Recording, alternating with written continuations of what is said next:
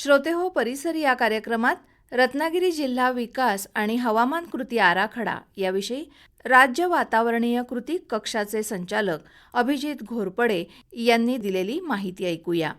मित्र हो, उपाययोजनांची अंमलबजावणी करायची असेल तर त्याला वित्तपुरवठा लागेल आणि तो वित्तपुरवठा कसा करायचा यासाठी देखील क्लायमेट फायनान्स वरती कृती आराखड्यामध्ये चॅप्टर समाविष्ट आहे, एक अध्याय समाविष्ट आहे आणि राज्यानं एक संपूर्णतः फुल फ्लेजेड क्लायमेट बजेट जारी करावं अशी देखील त्याच्यामध्ये शिफारस केलेली आहे. अर्थातच महाराष्ट्रासारख्या विकसित राज्यानं, प्रगतीशील राज्यानं कर्बमुक्तीच्या या लढ्यामध्ये देशाचं नेतृत्व केलं पाहिजे आणि म्हणूनच आपण जो state action plan on climate change राज्य वातावरणीय कृती आराखडा नुकताच प्रकाशित केला. त्याच्यामध्ये 2050 या सालापर्यंत कर्बमुक्तीचं राज्याचं उद्दिष्ट आपण ठरवलेलं आहे. श्रेष्ठानं सांगितलं तसं 2008 मध्ये देशानं राष्ट्रीय वातावरणीय कृती आराखडा जाहीर केला आणि सगळ्या राज्यांना आवाहन केलं की त्यांनी देखील आपले राज्य वातावरणीय कृती आराखडे तयार करावेत आणि त्यानुसार महाराष्ट्रानं देखील नुकताच राज्य वातावरणीय कृती आराखडा हा तयार केला.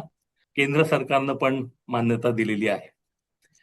आता याच्यामध्ये काय आहे, मी थोडक्यात आपल्याला सांगू इच्छितो की गेल्या 50 वर्षामध्ये वातावरणामध्ये कशा प्रकारे बदल होत आले आणि पुढच्या 30 वर्षामध्ये वातावरणीय बदलाचे कल कसे असणार आहेत त्याचे अंदाज त्याच्यामध्ये वर्तविलेले आहेत. आणि आपल्याला काय दिसून आलं तर गेल्या 50 वर्षामध्ये उष्ण आणि अतिउष्ण दिवसांची संख्या पूर्ण राज्यामध्ये ही दुपटीनं वाढलेली आहे. पावसाचं प्रमाण आणि अनियमितता ही पूर्ण राज्यभरामध्ये सातत्यानं वाढत आहे. गेल्या दशकामध्ये दुष्काळाचं प्रमाण आणि तीव्रता ही तिप्पट झालेली आहे. पुराचं प्रमाण हे चौपट झालेलं आहे आणि चक्रीवादळांची संख्या ही पुन्हा तिप्पट झालेली आहे.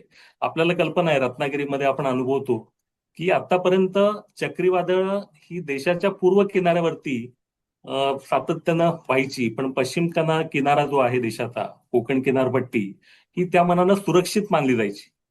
पण गेल्या 10 वर्षांमध्येच आपण पाहिलेलं आहे की ओखीच, ताऊक्ते, निसर्ग अशा तऱ्हेची चक्रीवादळ पश्चिम किनाऱ्याला थडकलेली आहेत. तर हे चित्र आता झपाट्यानं बदलतं आहे. तर याला तोंड देण्यासाठी आपण आपल्या राज्य वातावरणीय कृती आराखड्यामध्ये काही अनुकूलन उपाययोजना सुचवलेल्या आहेत. म्हणजे कृषी, जलसंधारण, सार्वजनिक आरोग्य, वने, पर्यटन, आदिवासी विकास, डिझास्टर मॅनेजमेंट या क्षेत्रांशी निगडीत, ज्याला अडॅप्टेशन स्ट्रॅटेजीज म्हणतो आपण, अशा अनुकूलन उपाययोजना, म्हणजे वातावरणीय बदल होतो आहे तर त्याला कसं जोडून घ्यायचं तर त्याच्यामध्ये सुचवलेल्या आहेत. आणि ज्या कारणामुळे हा वातावरणीय बदल घडून येतो ते कर्ब उत्सर्जन कसं कमी करायचं, त्यासाठी mitigation strategies related to energy, industry, transport, AFOLU sector हे आपण त्या आपल्या राज्य वातावरणीय कृती आराखड्यामध्ये सुचवलेले आहेत. रत्नागिरी जिल्हा विकास आणि हवामान कृती आराखडा याविषयी राज्य वातावरणीय कृती कक्षाचे संचालक अभिजित घोरपडे यांनी दिलेली माहिती आत्ताच आपण ऐकलीत. निवेदन केलं होतं विद्या तावडे यांनी आणि सादर करते होते विवेक वानखडे. ही आकाशवाणी रत्नागिरी केंद्राची निर्मिती होती.